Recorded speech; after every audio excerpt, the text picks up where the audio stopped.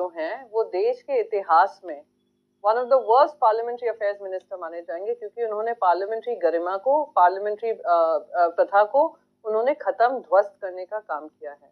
और मैं बताती हूँ, क्योंकि फिर से सुधांशु जी अदानी के प्रवक्ता होकर ज्यादा बोल रहे थे, ना कि भारतीय जनता पार्टी या देश हित के प्रवक्ता होने के नाते।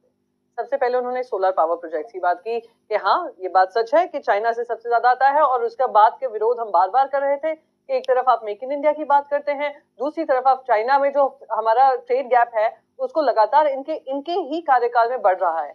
दूसरी बात बताती हूँ, वो जो सोलर सेल्स अदानी समूह के भी आती है ना सोलर पावर प्रोजेक्ट्स में, वो भी चाइना से आती है, क्योंकि वीजा नॉर्म्स टफ कर दिए थे चाइनीज एक्सपर्ट्स को इंडिया में आने के लिए। वही पावर प्रोजेक्ट कंपनीज गई थी सरकार के पास कि प्लीज आप चाइनीज वीजा नॉर्म्स इजी कर दीजिए, वहां के जो एक्सपर्ट्स हैं वहां पे हमारे देश में आए, हमारे देश में काम करें।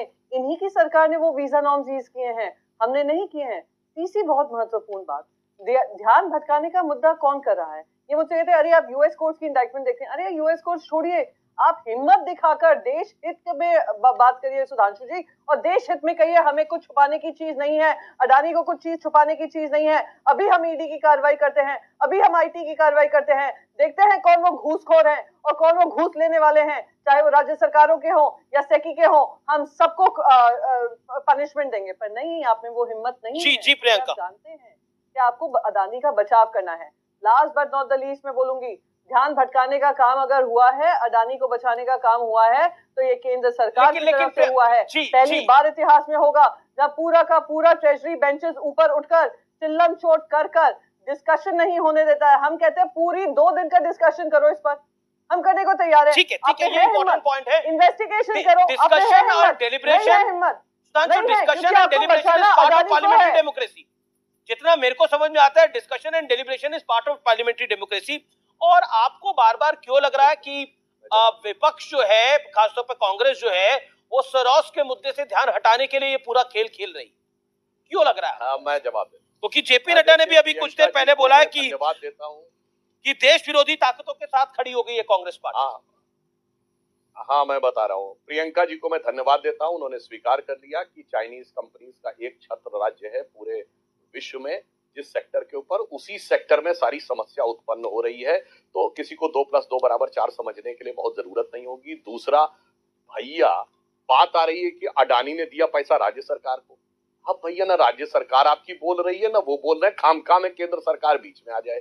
परंतु मैं यह भी बात कहना चाहता हूँ, जो आपने यह कहने का प्रयास किया है, इससे यह बात बहुत साफ हो जाती है कि विपक्षी गठबंधन का, चलिए प्रियंका जी, कांग्रेस के अलावा एक पार्टी बताइए जिसने अडानी पे नोटिस दिया। आप तो राज्यसभा में यानी आप खामखा में आके प्रवक्ता बन गई कांग्रेस की। जवाब दीजिए ना, एक दल का नाम बताइए जिसने कांग्रेस का नाम दिया। लेकिन आपने, सुधांशु, मेरे प्रश्न का जवाब नहीं दिया। ये जॉर्ज सोरोस का मुद्दा कैसे कनेक्ट होता है? लेकिन Priyanka Chaturvedi, 30 second, quick reply. मैं तो फिर भी कहूंगी सुधांशु जी, एक दलाल बनने से बेहतर है कि प्रवक्ता बने रहो जो जनहित की बात उठाते रहे। मैं ये अभी भी दोहराऊंगी, अदानी के प्रवक्ता से बेहतर होगा कि देश के प्रवक्ता बनो। मैं देश की प्रवक्ता बनकर आई हूँ, मैं उस रूप में आई हूँ।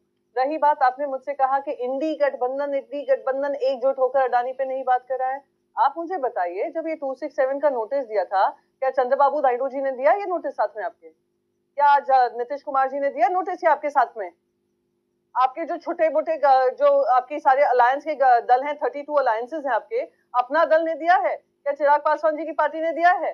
क्या आपके नॉर्थ ईस्टर्न पार्टनर्स ने दिया है? क्या बात करें, क्या यानी इसका मतलब क्या हो गया कि 267 की आड़ में आपको पूरा जो सरकारी काम काज है वो ठप करना है? तो सरकार के पास इसका जवाब नहीं है।